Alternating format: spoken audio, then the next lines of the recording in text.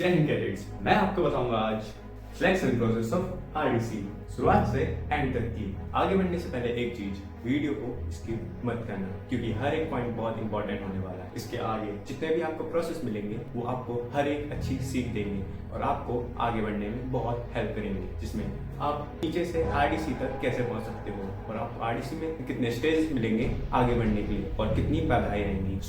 Video को ना देरी करते हुए स्टार्ट करते हैं। अब पहले आता है हमारा event detail of RDC.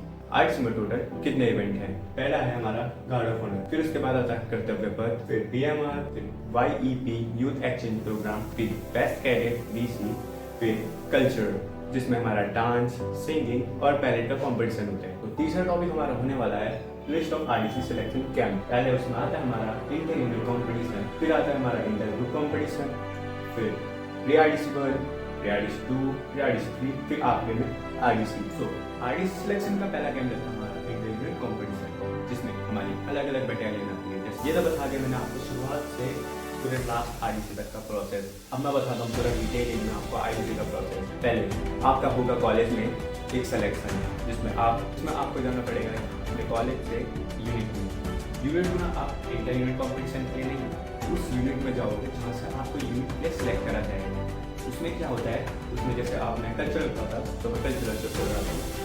Cultural में ऐसा होता है, यूनिट के कल्चरल सिलेक्शन में ऐसा होता है कि वहाँ पे आप डांस में हो तो आप वहाँ पे अपनी कोरियोग्राफी करके सोलो परफॉर्मेंस दिखा सकते हो, या आप अगर ग्रुप में हो तो अपने एक साथ एक ग्रुप में एक डांस को कोरियोग्राफ करके पूरा दिखा सकते हो परफॉर्म करके। बट अगर आप सिंगिंग में हो तो वहाँ पे आपको अकेले गाना पड़ेगा, और एज अ ग्रुप सिंगिंग तो बाद में होता है। मगर इंस्ट्रूमेंट में आपका कोई भी इंस्ट्रूमेंट बजाना आना चाहिए आपको, वो भी बहुत अच्छे से। ये नहीं कि अगर आपको थोड़ा बहुत आता है आप समझ लो कि आपका हो जाएगा, हो तो जाएगा मगर आईयूसी तक के, आईजीसी में आप बाहर हो सकते हो। और डांस में जैसे मैं बता रहा हूँ, अगर आपको डांस आता है अच्छे से तो आप अपनी सोलो परफॉर्मेंस करके उसमें सेलेक्ट हो सकते हो। और हमारे सिंगिंग वाले छट जाएंगे, डांसर छट जाएंगे और इंस्ट्रूमेंट वाले सब एक साथ पूरी लिस्ट बन जाएगी, तब तुम्हारा एक होगा पूरा ग्रुप। जैसे कि आपका यूनिट में सिलेक्शन हो गया, फिर आप उसके बाद जाओगे आईयूसी इंटर यूनिट कॉम्पिटिशन। उसमें 4 दिन बाद होगा आपका सिलेक्शन आईयूसी में। तो उसमें इंटर यूनिट कॉम्पिटिशन में आपका 4 दिन बाद होगा। यूनिट पे जैसे ही आपका सिलेक्शन हो जाएगा आप जाओगे आईयूसी पे। तो आईयूसी में कल्चर वालों का 4 दिन बाद होता है कॉम्पिटिशन, तो जिसमें आपका कॉम्पिटिशन रहेगा अलग अलग बटालियन के साथ। जैसे मैंने बताया था 3, 29, 11 और 1 यूके। तो जैसे कि ये 4 है, ठीक है, रिज्यूम करो ये 4 है, तो इन चारों के बीच होगा कॉम्पिटिशन। इन चारों में से जो भी आएगा वो फर्स्ट सेकंड थर्ड हो जाएगा डिसाइड। फिर इनके बीच में वो वहाँ पे कोरियोग्राफर होंगे, वो डिसाइड करेंगे डांस देखते हुए उस टाइम जो उन्होंने बनाया हुआ कोरियोग्राफ करा था खुद तुमने, उनमें देखेंगे कौन बच्चा कितने अच्छे से कर रहा है, तो उनका वहाँ पे बता दिया जाएगा ये लेफ्ट राइट या पूरी टीम ने अच्छा तो पूरी टीम सेलेक्ट हो जाएगी उस सिलेक्शन के लिए। फिर 6वें दिन में ये 6वें दिन तक हो जाएगा पूरा क्लियर कौन कौन बच्चा उस कंपटीशन से छट के सिलेक्शन वाले में आया है। जैसे वो सिलेक्शन वाले में आएगा, अब उसका क्या होगा, डांस वाला को बताता हूँ। तो पहले ये देखिए, उसमें आपको बताया जाएगा कोरियोग्राफर सर द्वारा एक थोड़ी छोटी मोटी 10 या 20 सेकंड की कोरियोग्राफी, जिसमें जस्ट लाइक दिस, यहाँ पे आपको 3, 2, 1 करके एक स्टार्ट हो जाएगा ये चीज।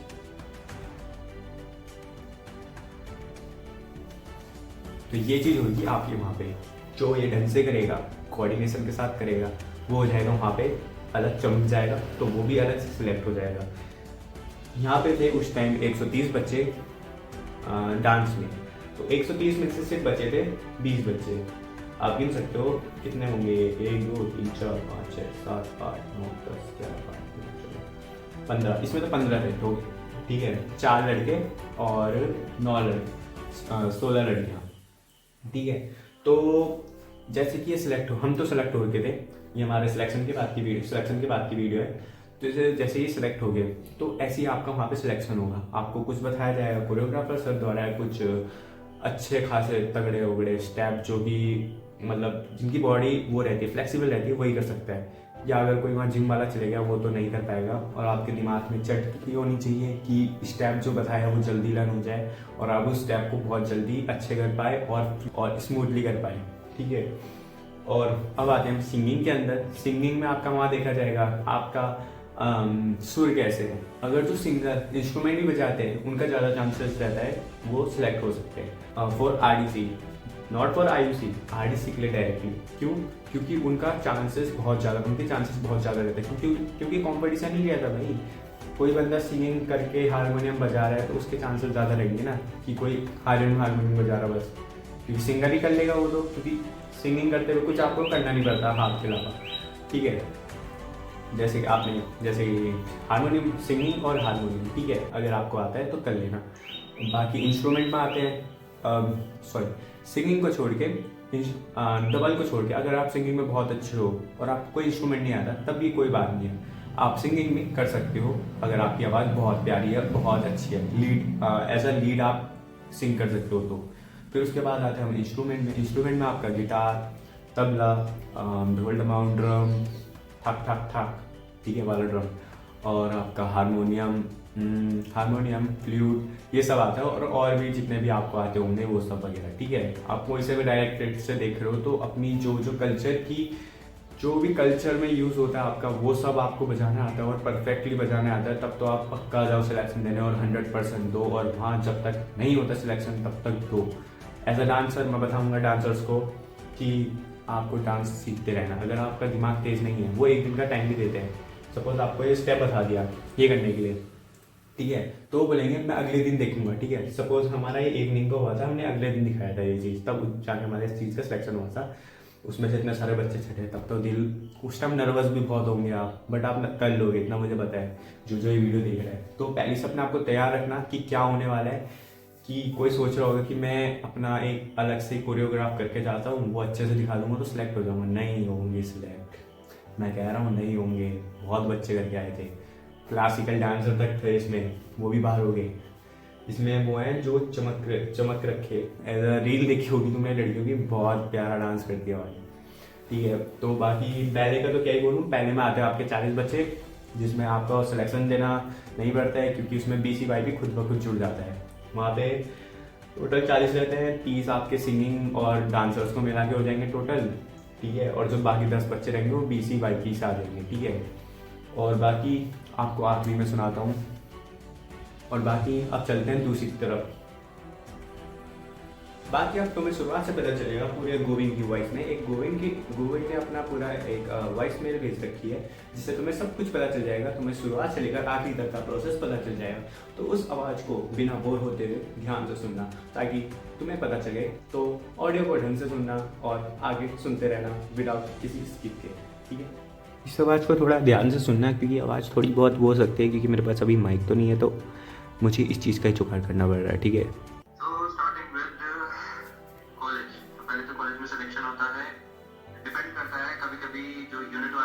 सारे बच्चों को बुला लेते हैं कि जितने भी कॉलेज के छात्र छात्राएं हैं वो सीधा यूनिट में आ जाइए और यहाँ पे आप सिलेक्शन दीजिए अपना। और कभी कभी इसमें एक बैरियर होता है कि यूनिट वाले बोलते हैं कि नहीं, एक कॉलेज से 10 जन ही आएंगे, 10 SD या 10 SW आएंगे।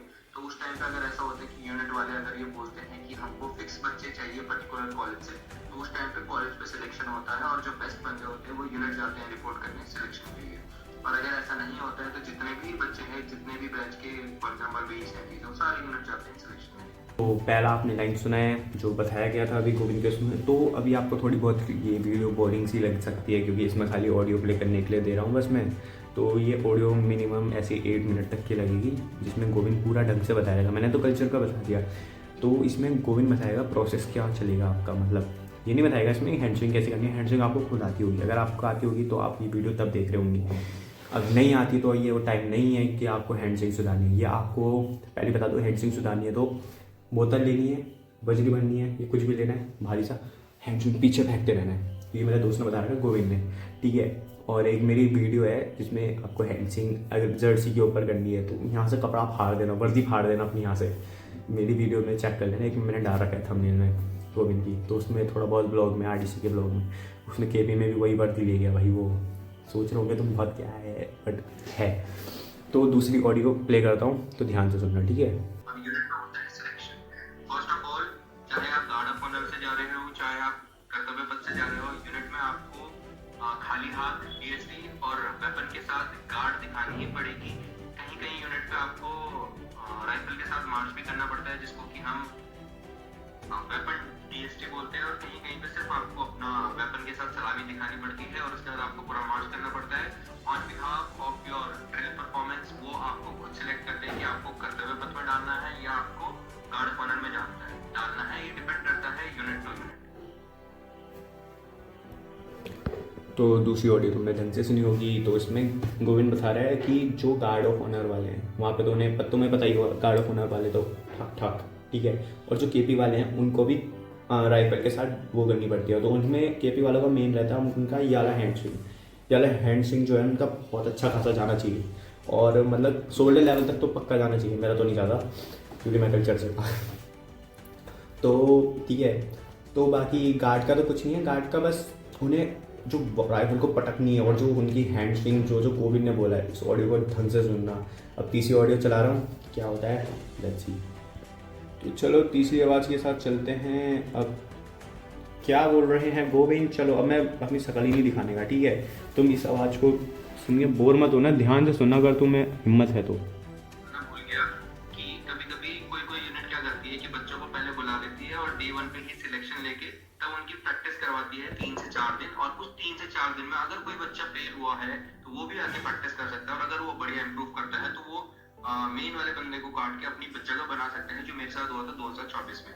नहीं तो कुछ यूनिट क्या करती हैं कि वो बच्चों को बुलाती हैं यूनिट में, उनको 1 हफ्ता पूरा प्रैक्टिस कराती हैं, पूरा उनसे उनको एक रूटीन में लेके आती है। इस पे आपको सिखाने वाले आपके इंस्ट्रक्टर्स हो सकते हैं, कोई कैंप का सीनियर हो सकता है, या जो भी यूनिट का होता है, लेकिन 6 दिन के बाद तब आपका एक टेस्ट लिया जाता है। तो ये तीसरी खत्म हो चुकी है, मैं कर रहा हूँ फोर्थ स्टार्ट।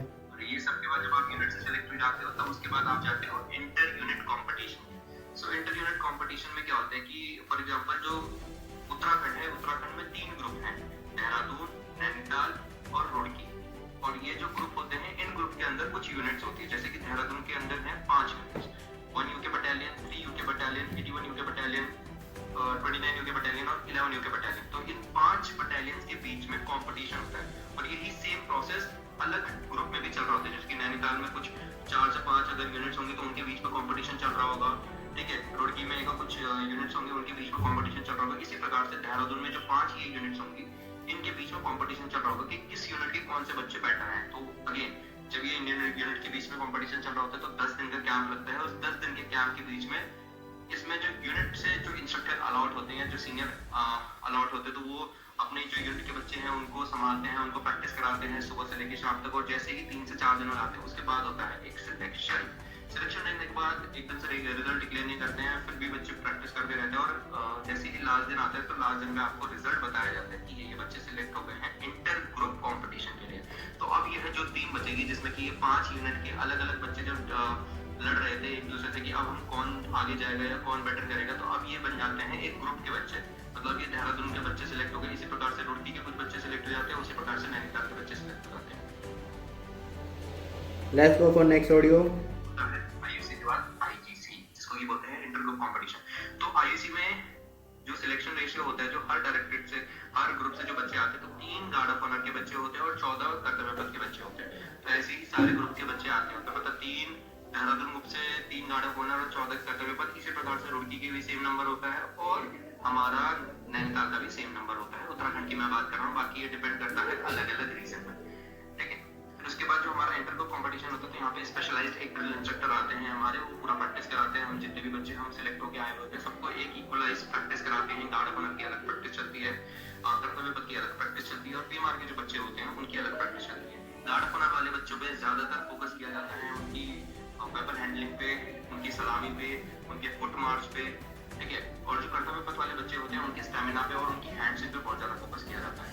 उसके बाद जब सिलेक्शन होता है तो वो इसी रेशियो में होता है। और इसके बाद गार्ड ऑफ ऑनर के आर्मी के 3 लड़के, 3 लड़कियां, इसी प्रकार से नेवी और एयरफोर्स में भी 3-3 का क्राइटेरिया होता है, 3 एसडी 3 इंस्ट्रक्टर। कर्तव्य पथ में 14 एसडी आर्मी से, 4 से 5 नेवी से और 4 से 5 एयरफोर्स से। ये नेक्स्ट इसके बाद हम बात करते हैं प्री 1।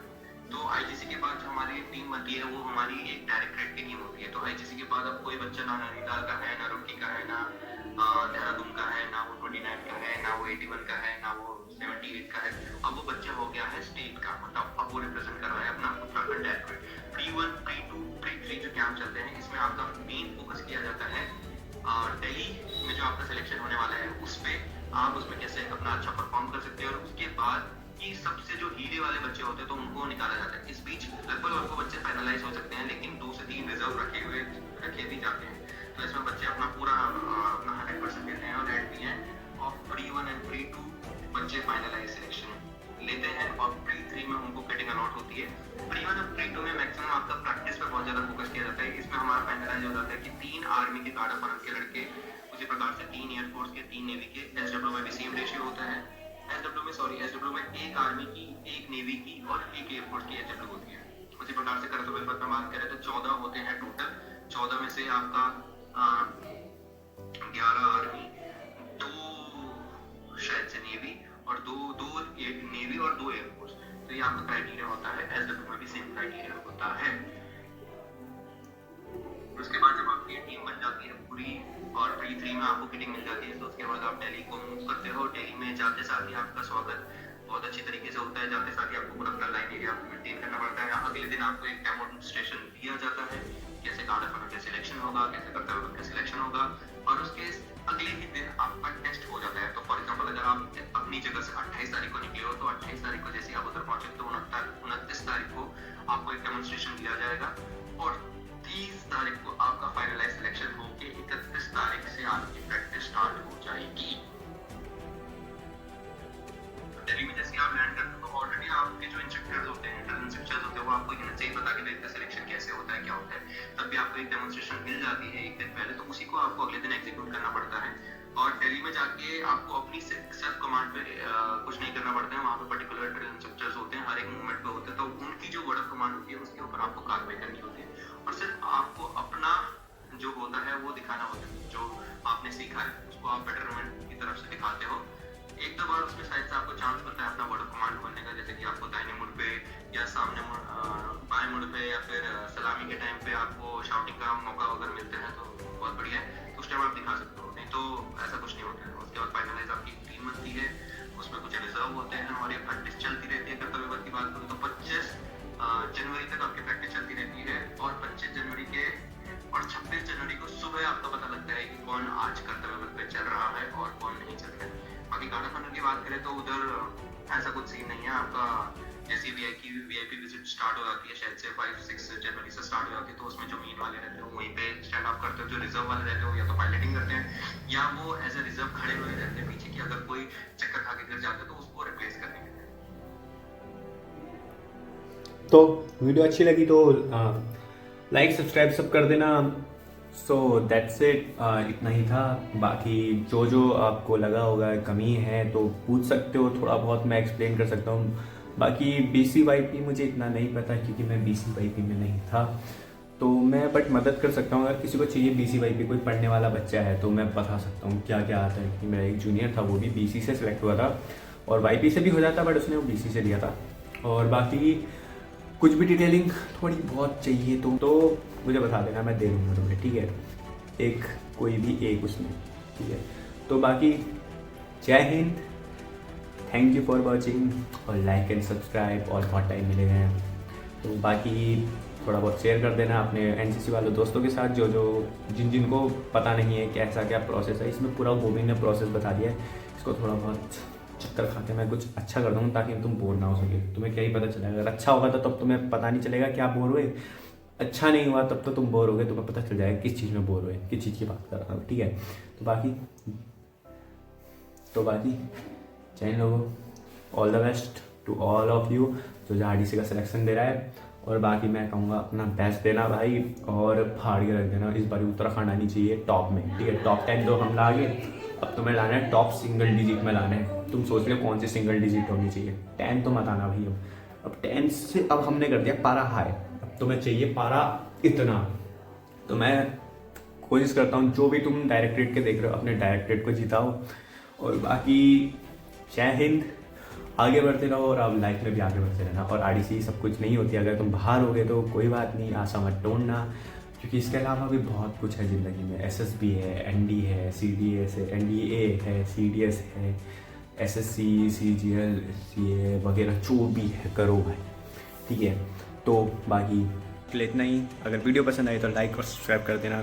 तो बाकी चाहिए और ऑल द बेस्ट।